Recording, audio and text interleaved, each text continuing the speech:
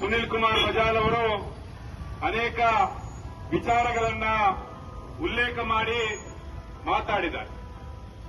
ಈ ಪ್ರತಿಭಟನೆ ಮಾಡುವಂತ ಸಂದರ್ಭದಲ್ಲಿ ನಾವೊಂದು ತೀರ್ಮಾನವನ್ನು ಮಾಡಿದ್ದೇವೆ. ಏನ್ ತೀರ್ಮಾನ ಅಂತ ಹೇಳಿದ್ರೆ, ನಾವು ಅವರಾಗೆ ಕ್ಯಾಮರಾ ಇಟ್ಕೊಂಡು ಅಧಿಕಾರಿಗಳನ್ನ ಕರೆಸಿ ಅಧಿಕಾರಿಗಳನ್ನ ಗಂಟೆಗಟ್ಟಲೆ ರಸ್ತೆಯಲ್ಲಿ ತಡೆದು ನಿಂತು ಅನಗತ್ಯವಾದಂತಹ ಅಸಂಬದ್ಧವಾದಂತಹ ಪ್ರಶ್ನೆಗಳನ್ನ ನಾವು ಅಧಿಕಾರಿಗಳಿಗೆ ಕೇಳುವುದಿಲ್ಲ. ಅಧಿಕಾರಿಗಳನ್ನ ಕರೆಸಿ ಅವರಿಗೆ ನಮ್ಮ ನ್ಯಾಯಯುತವಾದಂತಹ ಬೇಡಿಕೆಯನ್ನ ಮಾತ್ರ ಹೇಳಿ ಅವರನ್ನ ಮತ್ತೆ ನಾವು ವಾಪಸ್ ಕಳಿಸ್ತೇವೆ. ಇದನ್ನು ಯಾಕೆ ನಾನು ಹೇಳ್ತಾ ಇದ್ದೀನಿ ಅಂತ ಹೇಳಿದ್ರೆ, ಈ ದಕ್ಷಿಣ ಕನ್ನಡ ಜಿಲ್ಲೆಯ ಮಂಗಳೂರು ನಗರದಲ್ಲಿ ಕಳೆದ ಅನೇಕ ದಿನಗಳಿಂದ ಬೀದಿ ಬದಿ ವ್ಯಾಪಾರಸ್ಥರ ಮೇಲೆ ವ್ಯಥಾ ಆರೋಪಗಳನ್ನ ಮಾಡಿ ಅವರನ್ನ ಒಂದು ರೀತಿಯಲ್ಲಿ ಕ್ರಿಮಿನಲ್ಗಳಂತೆ ಬಿಂಬಿಸ್ತಕ್ಕಂಥ, ಅವರನ್ನ ಒಂದು ಅವಮಾನ ಮಾಡತಕ್ಕಂಥ ಒಂದು ವಿಚಾರಗಳನ್ನ ಇವತ್ತು ಸಾಮಾಜಿಕ ಜಾಲತಾಣದಲ್ಲಿ ಹರಿಯಬಿಟ್ಟು ಅದರ ಮೂಲಕ ಇವತ್ತು ಸಂತೋಷ ಪಡ್ತಕ್ಕಂಥ ಕೆಲವು ವಿಘ್ನ ಸಂತೋಷಿಗಳಿಗೆ ಈ ಒಂದು ಪ್ರತಿಭಟನೆಯ ಮೂಲಕ ಒಂದು ಸರಿಯಾದ ಎಚ್ಚರಿಕೆಯನ್ನ ನಾವು ಕೊಡ್ತಾ ಇದ್ದೀವಿ ಅನ್ನುವಂತ ಮಾತನ್ನ ನಾನು ಮೊದಲಿಗೆ ಹೇಳಿಕೆ ಬಯಸ್ತೀನಿ. ಬೀದಿ ಬದಿ ವ್ಯಾಪಾರಿಗಳಂದ್ರೆ ಯಾರು ಅನ್ನುವಂಥದ್ದು ಇವರಿಗೆ ಗೊತ್ತಿರಬೇಕು. ಬೀದಿ ಬದಿ ವ್ಯಾಪಾರಿಗಳಂದ್ರೆ ಅನಕ್ಷರಸ್ಥರು, ಯಾವುದೇ ವಿದ್ಯಾಭ್ಯಾಸ ಇಲ್ಲದವರು, ಯಾವುದೇ ಕೌಶಲ್ಯ ಇಲ್ಲದಂತಹ ಬಡವರಾಗಿದ್ದಾರೆ ಬೀದಿ ಬದಿ ವ್ಯಾಪಾರಿಗಳು. ಬದುಕಲಿಕ್ಕೆ ಬೇರೆ ದಾರಿ ಕಾಣದೆ ಬೀದಿಯಲ್ಲಿ ಕೆಲವು ವಸ್ತುಗಳನ್ನ ಮಾರಾಟ ಮಾಡಿ ಜೀವನ ನಡೆಸ್ತಕ್ಕಂಥವರಿಗೆ ಹೇಳ್ತಕ್ಕಂಥದ್ದು ಬೀದಿ ವ್ಯಾಪಾರಿ ಅಂತ.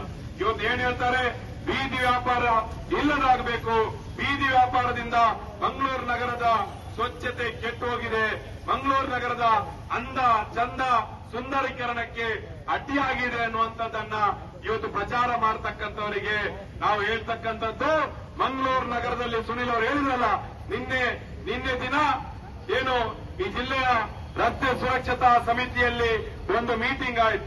ಆ ಮೀಟಿಂಗ್ ಅಲ್ಲಿ ಈ ಜಿಲ್ಲೆಯ ಪ್ರಮುಖ ಅಧಿಕಾರಿಗಳಿದ್ರು. ಅಲ್ಲಿ ಬೀದಿ ವ್ಯಾಪಾರಿಗಳ ಬಗ್ಗೆ ಒಂದು ಪುಣ್ಯಾತ್ಮ ದೂರನ್ನ ಕೊಡ್ತಾರೆ. ಸ್ಟೇಟ್ ಬ್ಯಾಂಕ್ನಿಂದ ಹಂಪನಕಟ್ಟೆವರೆಗೆ ಬೀದಿ ವ್ಯಾಪಾರದಿಂದ ಜನರ ರಸ್ತೆ ಸಂಚಾರಕ್ಕೆ ತೊಂದರೆ ಆಗಿದೆ ಅಂತ ನೋಡಿ. ಮಂಗಳೂರು ಮಹಾನಗರ ಅಂತ ಹೇಳಿದ್ರೆ 60 ವಾರ್ಡ್ಗಳು. ಈ 60 ವಾರ್ಡ್ಗಳಲ್ಲಿ ಬೀದಿ ವ್ಯಾಪಾರಿಗಳ ಸಮಸ್ಯೆ ಇರ್ತಕ್ಕಂಥದ್ದು ಇವರಲ್ಲಿರ್ತಕ್ಕಂಥ ಕೇವಲ 2 ವಾರ್ಡ್ಗಳಲ್ಲಿ. ಈ ಕೇವಲ 2 ವಾರ್ಡ್ ಅಂದ್ರೆ ಈ ಮಹಾನಗರ ಪಾಲಿಕೆಯ 1% ಕೂಡ ಆಗುವುದಿಲ್ಲ. ಈ 1% ಆಗದಂತ 5% ಇಲ್ಲದಂತಹ ಸಮಸ್ಯೆಯನ್ನ ಇಡೀ ಮಂಗಳೂರು ನಗರದಲ್ಲಿ ಬೀದಿ ವ್ಯಾಪಾರಿಗಳ ಸಮಸ್ಯೆ ಎನ್ನುವಂಥದ್ದನ್ನ ಬಿಂಬಿಸ್ತಕ್ಕಂಥ ಏನು ಪ್ರಯತ್ನ ಇದೆ. ಈ ಜುಜುಬಿ 5% ಬೀದಿ ವ್ಯಾಪಾರಿಗಳಿರ್ತಕ್ಕಂಥ ಬೀದಿಗಳಲ್ಲಿ ಅವರಿಗೆ ಸರಿಯಾದ ವ್ಯವಸ್ಥೆಯನ್ನ ಮಾಡಿ ಕೊಡುವ ಬದಲಿಗೆ ಪ್ರತಿ ಮೀಟಿಂಗ್ ಅಲ್ಲಿ ಕೂಡ ಇದನ್ನೇ ಹೇಳ್ತಾ ಬೀದಿ ವ್ಯಾಪಾರಿಗಳ ಬಗ್ಗೆ ಒಂದು ಅವಮಾನ ಮಾಡತಕ್ಕಂಥ, ಅವರನ್ನ ಅಪರಾಧಿಗಳಂತೆ ಬಿಂಬಿಸ್ತಕ್ಕಂಥ ಏನು ಕೃತ್ಯ ಇದೆ, ಇದನ್ನ ಢಾಕಾ ಜಿಲ್ಲಾ ಬೀದಿ ಬದಿ ವ್ಯಾಪಾರಸ್ಥರ ಸಂಘ ಖಂಡನೆ ಮಾಡ್ತದೆ ಎನ್ನುವಂತ ಮಾತನ್ನ ನಾನು ಹೇಳಿಕೆ ಬಯಸ್ತೀನಿ.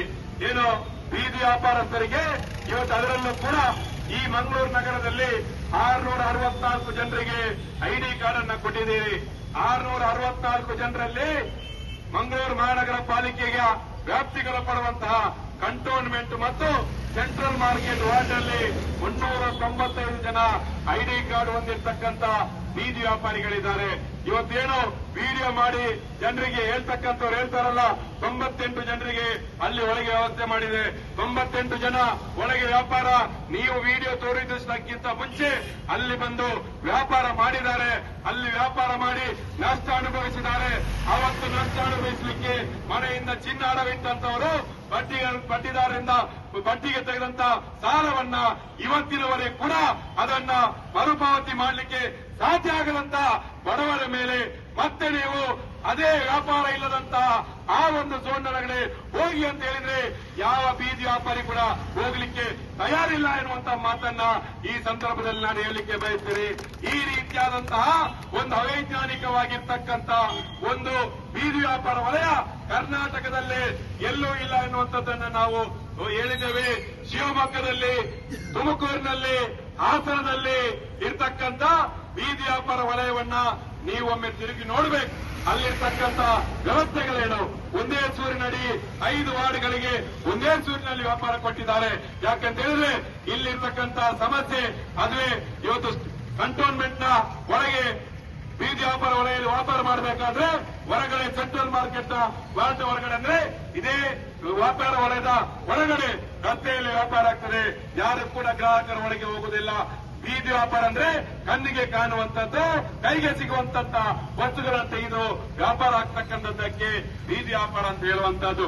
ಇವತ್ತೇನು ಅಲ್ಲಿರ್ತಕ್ಕಂಥ ಗೂಡಂಗಡಿದಾರರನ್ನ ಎಬ್ಬಿಸ್ತಕ್ಕಂಥ ಪ್ರಯತ್ನವನ್ನ ಮಾಡಿ ಅಲ್ಲಿರ್ತಕ್ಕಂಥ ಸ್ಟೇಟ್ ಬ್ಯಾಂಕ್ ಅಥವಾ ಕಂಟೋನ್ಮೆಂಟ್ ವಾರ್ಡ್ನ ಬೀದಿ ವ್ಯಾಪಾರಿಗಳನ್ನ ಎಬ್ಬಿಸ್ತಕ್ಕಂಥ ಪ್ರಯತ್ನವನ್ನು ಮಾಡಿ ನೀವು ಸಂಡೆ ಬಜಾರಿನ ಬೀದಿ ವ್ಯಾಪಾರಿಗಳನ್ನ ಮೇಲೆ ಕೈ ಮಾಡಲಿಕ್ಕೆ ನೀವು ಹೋಗಿದ್ದೀರಿ. ಇವತ್ತು ಬೀದಿ ವ್ಯಾಪಾರಸ್ಥರಂದ್ರೆ ಇವತ್ತು ಸಂಡೆ ಬಜಾರ್ ಎನ್ನುವಂತದ್ದು ಮಂಗಳೂರಿನಲ್ಲಿ ಮಹಾನಗರ ಪಾಲಿಕೆ ಬರುವುದಕ್ಕಿಂತ ಹಿಂದೆ ಮಂಗಳೂರಿನಲ್ಲಿ ಪುರಸಭೆ ಇತ್ತು. ಪುರಸಭೆ ಇದ್ದಂತಹ ಸಂದರ್ಭದಲ್ಲಿ ಈ ಒಂದು ಸಂಡೆ ಬಜಾರ್ ಹಂಪನಕಟ್ಟೆಯ ಸರ್ಕಲ್ ನಲ್ಲಿ ಬಲಿಯಿತ್ತು. ಅದು ಸರ್ಕಲ್ ಅಲ್ಲಿ ಸಿಗ್ನಲ್ ಆಗಿ ಪರಿವರ್ತನೆ ಆದ ನಂತರ ಟೌನ್ ಹಾಲ್ ನ ಬಳಿ ಅನೇಕ ವರ್ಷಗಳಿಂದ ಅಲ್ಲಿ ಸಂಡೆ ಬಜಾರ್ ವ್ಯಾಪಾರ ನಡೀತಾ ಇದೆ. ಬಂಧುಗಳೇ, ಇವತ್ತವರು ಒಂದು ದಿನದವರ ದುಡಿಮೆ ಕೇವಲ ಒಂದೇ ಒಂದು ದಿನದ ದುಡಿಮೆಯಲ್ಲಿ ಅವರ ಇಡೀ ಕುಟುಂಬದ ಖರ್ಚು ವೆಚ್ಚಗಳನ್ನ ಅವರು ಭರಿಸಬೇಕು. ನೀವು ಇವತ್ತು ದಾಳಿ ಮಾಡಿದಂತ ಈ ಸಂದರ್ಭ ಇದೆಯಲ್ಲ, ಈ ಜೂನ್ ತಿಂಗಳ ಮೊದಲ ವಾರದಲ್ಲಿ ಅವರ ಮೇಲೆ ಮಾಡಿರ್ತಕ್ಕಂಥ ದಾಳಿ ಅದೆಷ್ಟು ನಮ್ಮ ಬಡ ಬೀದಿ ಬದಿ ಸಂಡೆ ಬಜಾರಿನ ವ್ಯಾಪಾರಿಗಳ ಮಕ್ಕಳ ಫೀಸನ್ನ ಕಟ್ಟಲಿಕ್ಕೆ ಸಾಧ್ಯ ಆಗಿಲ್ಲ. ಅವರ ಮಕ್ಕಳಿಗೆ ಪುಸ್ತಕವನ್ನು ತೆಗೆದುಕೊಳ್ಳಲಿಕ್ಕೆ ಸಾಧ್ಯ ಆಗದಂತ ಒಂದು ಅತಂತ್ರ ಸ್ಥಿತಿಯಲ್ಲಿ ಇರ್ತಕ್ಕಂಥ ಸಂದರ್ಭದಲ್ಲಿ ನಾವು ಸಂಡೆ ಬಜಾರಿನವರ ಪರವಾಗಿ ಹೋರಾಟ ಮಾಡಿದ್ರೆ ನೀವು ನಮ್ಮ ಮೇಲೆ ವೈಯಕ್ತಿಕ ದ್ವೇಷವನ್ನ ಸಾಧನೆ ಮಾಡಲಿಕ್ಕೆ ಬರ್ತೀರಿ. ನಾವು ಬೀದಿ ಬದಿ ವ್ಯಾಪಾರಿಗಳ ಪರವಾಗಿ ಹೋರಾಟ ಮಾಡುವಂತ ರೀತಿಯಲ್ಲಿ ನಡೀತಕ್ಕಂಥ ನಿಮ್ಮ ಪ್ರಯತ್ನ ಖಂಡಿತವಾಗಿ ಸಾಧ್ಯ ಆಗುವುದಿಲ್ಲ. ನಾನು ವೈಯಕ್ತಿಕವಾಗಿ ನಡೆಸತಕ್ಕಂತ ನನ್ನ ವ್ಯಾಪಾರದ ಮೇಲೆ, ಉದ್ಯಮದ ಮೇಲೆ ನೀವು ದಾಳಿ ಮಾಡುವಂತಹ ಸಂದರ್ಭದಲ್ಲಿ ಸರಿಯಾಗಿ ನೀವು ಕೇಳಿಸಿಕೊಳ್ಬೇಕು.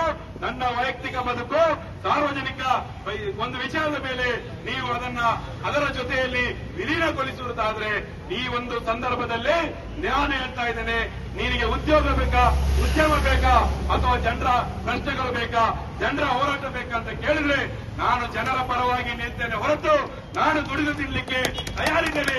ಮತ್ತೆ ನಾನು ಕೂಲಿ ಕಾರ್ಮಿಕನಾಗಿ ದುಡಿಲಿಕ್ಕೆ ತಯಾರಿದ್ದೇನೆ. ಆದ್ರೆ ಈ ಜನರನ್ನ ನಾನು ನಡುಬೀದಿಯಲ್ಲಿ ಹಾಕ್ಲಿಕ್ಕೆ ತಯಾರಿಲ್ಲ ಎನ್ನುವಂತ ಮಾತನ್ನ ಯಾರು ನನ್ನ ಮೇಲೆ ಅಪಪ್ರಚಾರ ಮಾಡ್ತಾ ಇದ್ದಾರೋ ಅವರಿಗೆ ನಾನು ಹೇಳಲಿಕ್ಕೆ ಬಯಸ್ತೇನೆ. ಇವತ್ತು ಈ ರೀತಿಯ ಒಂದು ನಿಮ್ಮ ಬೆದರಿಕೆಗಳು, ಈ ರೀತಿಯ ನಮ್ಮನ್ನ ಭಯಹುಟ್ಟಿಸ್ತಕ್ಕಂಥ ಕೆಲಸ ನಿಮ್ಮಿಂದ ಮತ್ತೆ ನನ್ನ ಹೋಟೆಲು, ನನ್ನ ಉದ್ಯಮ, ನನ್ನ ವೈಯಕ್ತಿಕ ಬದುಕು, ವೈಯಕ್ತಿಕ ಜೀವನಕ್ಕಾಗಿ ಮಾಡಿರ್ತಕ್ಕಂಥದ್ದು. ನೀವು ಮತ್ತೆ ನನ್ನ ವೈಯಕ್ತಿಕ ಬದುಕಿನ ಮೇಲೆ ದಾಳಿ ಮಾಡುವಂತಹ ಪ್ರಯತ್ನವನ್ನ ಮಾಡಿದ್ರೆ ನನಗೂ ಗೊತ್ತಿದೆ, ಈ ಮಂಗಳೂರಿನ ಜನರಿಗೆ ಗೊತ್ತಿದೆ. ಈ ಒಂದು ಆರೋಪ ಮಾಡತಕ್ಕಂಥವರ ಎಲ್ಲ ಚರಿತ್ರೆಯನ್ನ ಬಿಡಿಸಿಡ್ಲಿಕ್ಕೆ ನನಗೂ ಚೆನ್ನಾಗಿ ಗೊತ್ತಿದೆ. ಏನೇನು ನಡೆದಿದೆ, ಯಾರ್ಯಾರ ಜೀವನದಲ್ಲಿ ಏನೇನು ನಡೆದಿದೆ ಅನ್ನುವಂತ ಎಲ್ಲ ವಿಚಾರಗಳನ್ನು ಕೂಡ ನನಗೆ ಗೊತ್ತಿದೆ. ವೈಯಕ್ತಿಕ ದಾಳಿಗೆ ಬರಬೇಡಿ ಅಂತದೇನೆ ನಾನು ಬಹಳ ಗೌರವಯುತವಾಗಿ ಹೇಳ್ತಾ ಇದ್ದೇನೆ. ನಾನು ಮಹಿಳೆಯರಿಗೆ ಅತ್ಯಂತ ಗೌರವವಿರ್ತಕ್ಕಂಥ ವ್ಯಕ್ತಿ. ನಮ್ಮ ಮನೆಯಲ್ಲಿ ಕೂಡ ಮಹಿಳೆಯರಿದ್ದಾರೆ. ಆ ಕಾರಣಕ್ಕಾಗಿ ನಮ್ಮ ತಾಳ್ಮೆ, ನಮ್ಮ ಸಂಯಮವನ್ನ ನೀವು ಎದಗಲಿಕ್ಕೆ ಪ್ರಯತ್ನ ಮಾಡಬೇಡಿ.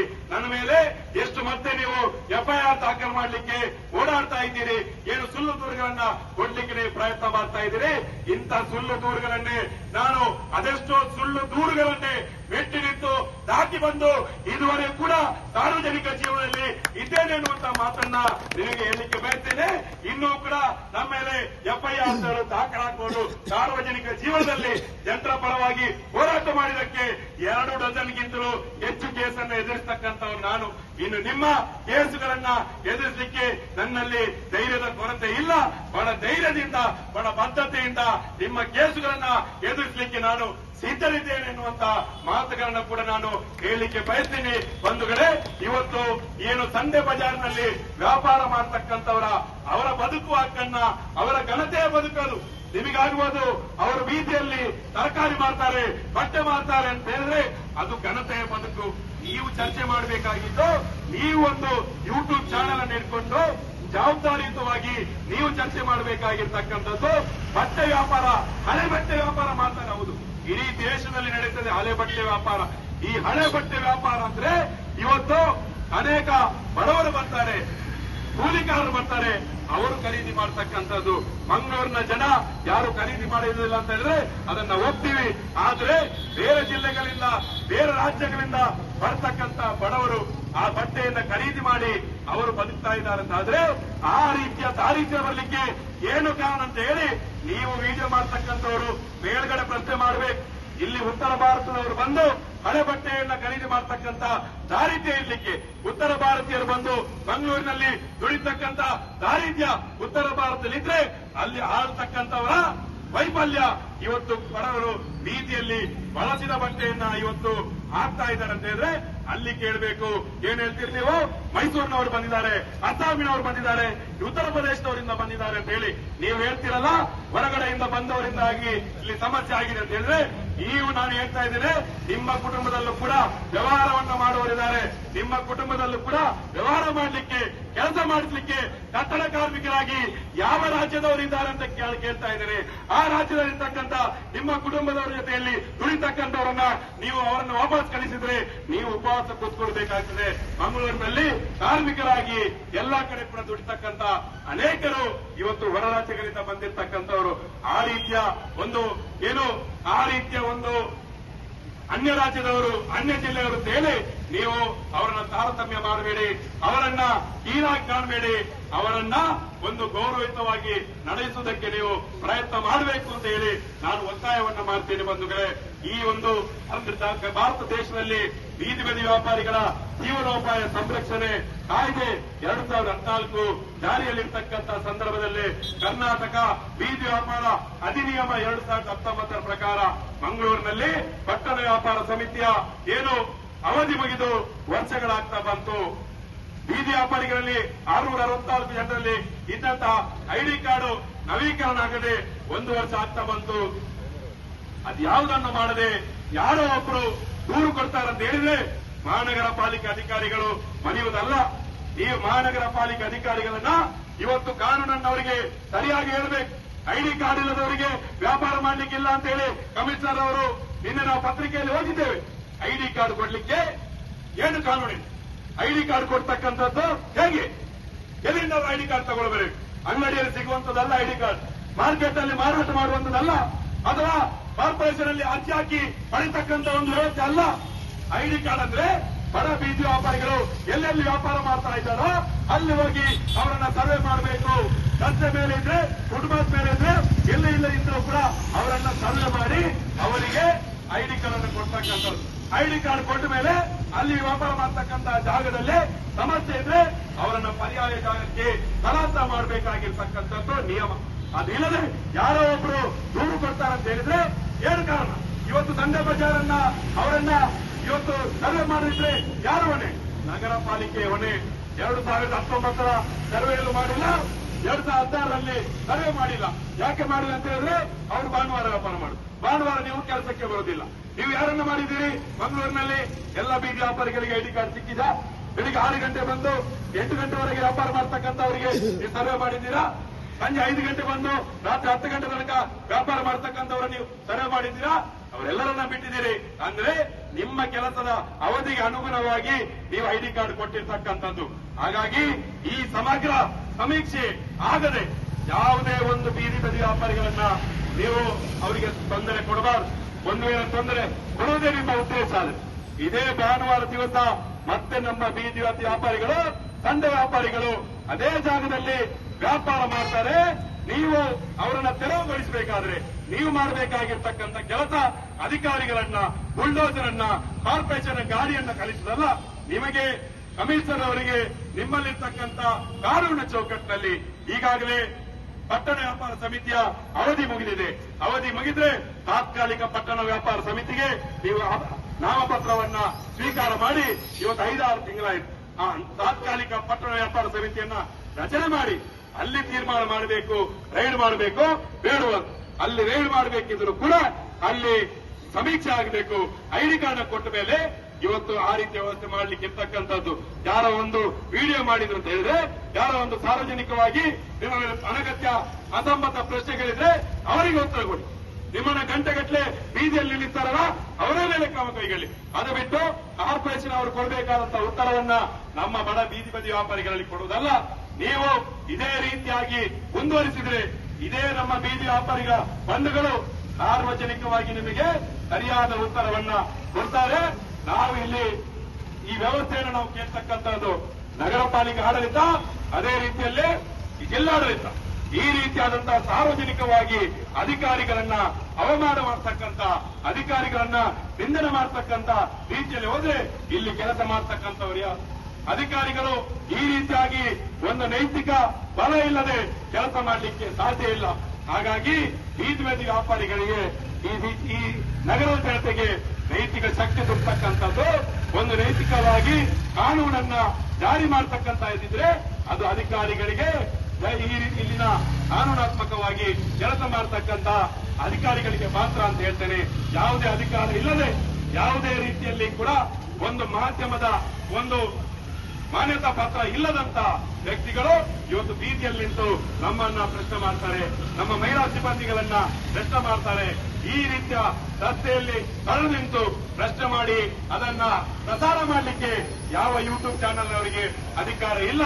ಅದನ್ನ ಯಾವುದೇ ಯೂಟ್ಯೂಬ್ ಚಾನೆಲ್ ಕೂಡ ಒಂದು ವ್ಯಕ್ತಿಯ ಅಭಿವ್ಯಕ್ತಿ ಸ್ವಾತಂತ್ರ್ಯವನ್ನ, ಒಂದು ವ್ಯಕ್ತಿಯ ವ್ಯಕ್ತಿ ಸ್ವಾತಂತ್ರ್ಯವನ್ನ ಹರಣ ಮಾಡಿಕೊಂಡು ಆ ವ್ಯಕ್ತಿ ಸ್ವಾತಂತ್ರ್ಯಕ್ಕೆ ಘನತೆಗೆ ಕುಂದು ಬರುವಂತ ರೀತಿಯಲ್ಲಿ ಯಾರು ಕೂಡ ಮಾಡುವ ಹಾಗಿಲ್ಲ. ಒಂದು ಜನಪರವಾಗಿರ್ತಕ್ಕಂಥ, ಒಂದು ಸಮಾಜಕ್ಕೆ ಆರೋಗ್ಯಕರವಾಗಿರ್ತಕ್ಕಂಥ ಸುದ್ದಿಗಳನ್ನ ಇದನ್ನ ಪ್ರಸಾರ ಮಾಡಲಿಕ್ಕೆ ಮಾತ್ರ ಅದರ ಒಂದು ಅವಕಾಶ ಇರ್ತಕ್ಕಂಥದ್ದು. ಆ ಪ್ರಸಾರ ಮಾಡುವಂತ ವಿಡಿಯೋದಲ್ಲಿ ಇರ್ತಕ್ಕಂಥ ವ್ಯಕ್ತಿಗೆ ಆ ವಿಡಿಯೋ ಪ್ರಸಾರ ಮಾಡಲಿಕ್ಕೆ ಇಷ್ಟ ಇಲ್ಲ ಅಂದ್ರೆ, ಅದಕ್ಕೆ ಆಕ್ಷೇಪಣೆ ಇದ್ರೆ, ಅದನ್ನು ಅವರ ಅನುಮತಿ ಇಲ್ಲದೆ ಪ್ರಸಾರ ಮಾಡಿದ್ರೆ ಅದಕ್ಕೆ ಈ ದೇಶದ ಕಾನೂನಡಿಯಲ್ಲಿ ಏನು ಅಪರಾಧ ಎನ್ನುವಂಥದ್ದು, ಅದು ಅಪರಾಧ ಎನ್ನುವಂಥದ್ದು ಎಲ್ಲರಿಗೂ ಗೊತ್ತಿರಬೇಕಾಗ್ತದೆ. ಇವತ್ತು ಮಂಗಳೂರಿನ ಮಾಧ್ಯಮದವರು, ಮಂಗಳೂರು ನಗರ ಮಾಧ್ಯಮದವರು ಇವತ್ತು ಈ ಬೀದಿ ಬದಿ ವ್ಯಾಪಾರದ ಇಡೀ 16 ವರ್ಷದ ಚಳವಳಿಯನ್ನ ಚೆನ್ನಾಗಿ ನೀವು ಅರಿತುಕೊಂಡಿದ್ದೀರಿ. ಇವತ್ತು ಕೂಡ ನಾವು ಇರ್ತಕ್ಕಂತಹ ಬೇಡಿಕೆ ಏನಿದೆ ಅದೆಲ್ಲವೂ ಕೂಡ ನಮ್ಮ ಮಂಗಳೂರು ನಗರದ ಮಾಧ್ಯಮದವರಿಗೆ ಮನವರಿಕೆ ಇದೆ, ಅವರಿಗೆಲ್ಲವೂ ಗೊತ್ತಿದೆ. ಈ ಸಂದರ್ಭದಲ್ಲಿ ಇವತ್ತು ಬೀದಿ ಬದಿ ವ್ಯಾಪಾರಿಗಳ ಮೇಲೆ ನಡೀತಕ್ಕಂಥದ್ದು ಒಂದು ಹುನ್ನಾರ, ಇದು ಹುನ್ನಾರ ನಡೀತಕ್ಕಂಥದ್ದು, ಇದು ಬೀದಿ ಬದಿ ವ್ಯಾಪಾರ ಇಲ್ಲದಾಗೆ ಮಾಡತಕ್ಕಂಥ ಒಂದು ಹುನ್ನಾರ ಇದೆ. ಈ ರೀತಿಯ ಹುನ್ನಾರವನ್ನ ನಾವು ಎಲ್ಲರೂ ಐಕ್ಯತೆಯಿಂದ ಒಂದಾಗಿ ಸೋಲಿಸ್ತೀವಿ. ಈ ಐಕ್ಯತೆ ಇವತ್ತು ಬೀದಿ ಬದಿ ವ್ಯಾಪಾರಕರಾದ ಇವತ್ತು ವ್ಯಾಪಾರ ಮಾಡತಕ್ಕಂತಹ ರೀತಿಯಲ್ಲಿ ವ್ಯವಸ್ಥೆಗಳು ಆಗುವಂತ ಮಟ್ಟಕ್ಕೆ ನಾವು ಈ ಹೋರಾಟವನ್ನ ಮುಂದಕ್ಕೆ ಹೋಗ್ತೀವಿ. ಕರ್ನಾಟಕ ಬೀದಿ ಬದಿ ವ್ಯಾಪಾರದ ಅಧಿನಿಯಮದ ಪ್ರಕಾರ ಈ ದೇಶದಲ್ಲಿರ್ತಕ್ಕಂಥ 2014ರ ಬೀದಿ ಬದಿ ವ್ಯಾಪಾರಸ್ಥರ ಜೀವನೋಪಾಯ ಸಂರಕ್ಷಣೆ ಮತ್ತು ನಿಯಂತ್ರಣ ಕಾಯ್ದೆಯನ್ನ ಸಮರ್ಪಕವಾಗಿ ಮಂಗಳೂರಿನಲ್ಲಿ ಜಾರಿ ಮಾಡಬೇಕು ಅಂತ ಹೇಳಿ ಒತ್ತಾಯವನ್ನು ಮಾಡ್ತಾ, ಈ ಒಂದು ನಗರದ ಟೌನ್ ಹಾಲ್ನ ಹೊರಗಡೆ ವ್ಯಾಪಾರ ಮಾಡತಕ್ಕಂಥ, ಭಾನುವಾರದ ರಜಾ ದಿನ ವ್ಯಾಪಾರ ಮಾಡತಕ್ಕಂಥ ಬೀದಿ ವ್ಯಾಪಾರಿಗಳಿಗೆ ಪರ್ಯಾಯ ವ್ಯವಸ್ಥೆ ಆಗುವವರೆಗೂ ಕೂಡ ಅಲ್ಲೇ ವ್ಯಾಪಾರ ಮಾಡಲಿಕ್ಕೆ ಮುಕ್ತವಾದಂತಹ ಅವಕಾಶಗಳನ್ನು ನೀವು ಕೊಡಬೇಕು. ನೀವು ಹೇಗೆ ಸುರತ್ಕಲ್ನಲ್ಲಿ ವಿಕರ್ಣಗಟ್ಟೆಯಲ್ಲಿ ಇನ್ನೊಬ್ಬರ ಅಧಿಕೃತ ಟೆಂಡರ್ ಅನ್ನ ಮಾಡದೇನು ಕೂಡ ಅಲ್ಲಿ ಕೂಡ ಇವತ್ತೇನು ನೀವೇ ರೆವಿನ್ಯೂ ಸಂಗ್ರಹ ಮಾಡಿ ತಂಡ ಬಜಾರನ್ನ ನಡೆಸ್ತಾ ಇಲ್ವಾ, ಅದೇ ರೀತಿಯಲ್ಲಿ ಬೇಕಂಪಾಡಿಯಲ್ಲಿ ನೀವು ಅನಧಿಕೃತವಾಗಿ ನೀವೇ ಅದನ್ನ ಟೆಂಡರ್ ಮಾಡದೆ ನೀವೇ ಸುಂಕವನ್ನ ವಸೂಲಿ ಮಾಡಿ ವ್ಯಾಪಾರಕ್ಕೆ ಅವಕಾಶ ಮಾಡಿಕೊಟ್ಟಿಲ್ವಾ? ನಾನು ಹೇಳ್ತಾ ಇದ್ದೇನೆ, ಬೇಕಂಪಾಡಿಯಲ್ಲಿ ರೈಲ್ವೆ ಜಾಗದಲ್ಲಿ ವ್ಯಾಪಾರ ಮಾಡತಕ್ಕಂಥವರಿಂದ ನೀವು ಸುಂಕ ವಸೂಲಿ ಮಾಡ್ತೀವಿ. ಯಾಕೆ ಮಂಗಳೂರು ನಗರದ ಟೌನ್ ಹಾಲ್ ಹೊರಗಡೆ ಏನು ನಿಮ್ಮದೇ ಜಾಗದಲ್ಲಿ ವ್ಯಾಪಾರ ಮಾಡುವಾಗ ನಮ್ಮವರು ಕೊಡ್ಲಿಕ್ಕೆ ತಯಾರಿದ್ದಾರೆ. ನೀವು ಸ್ವಚ್ಛತೆ ಮಾಡತಕ್ಕಂತ ಏನು ಶುಲ್ಕ ಇದೆ ಅದನ್ನ ಕೊಡ್ಲಿಕ್ಕೆ ತಯಾರಿದ್ದೀರಾ ಇಲ್ವಾ? ತಯಾರಿದ್ದಾರೆ. ಅದಕ್ಕೆ ವ್ಯವಸ್ಥೆ ಮಾಡತಕ್ಕಂತ ಕೆಲಸವನ್ನ ಮಹಾನಗರ ಪಾಲಿಕೆ ಮಾಡುವ ಬದಲು ಅವರ ಮೇಲೆ ದಾಳಿಗಳನ್ನು ಮಾಡತಕ್ಕಂತ, ಅವರ ಮೇಲೆ ಆರೋಪ ಮಾಡತಕ್ಕಂಥದ್ದನ್ನ ನಿಲ್ಲಿಸಬೇಕು. ಇದೇ ರೀತಿಯ ಒಂದು ಆರೋಪಗಳನ್ನ ಮತ್ತೆ ಮತ್ತೆ ನೀವು ಮುಂದುವರಿಸಿದರೆ ನಮ್ಮಲ್ಲಿರ್ತಕ್ಕಂಥ ಎಲ್ಲ ನಮ್ಮ ಸಮೂಹ ಸಂಘಟನೆಗಳನ್ನ ಸೇರಿಸಿಕೊಂಡು ಬೃಹತ್ತಾಗಿರ್ತಕ್ಕಂಥ ಪ್ರತಿಭಟನೆಯನ್ನ ಮಾಡ್ತೇವೆ ಎನ್ನುವಂತ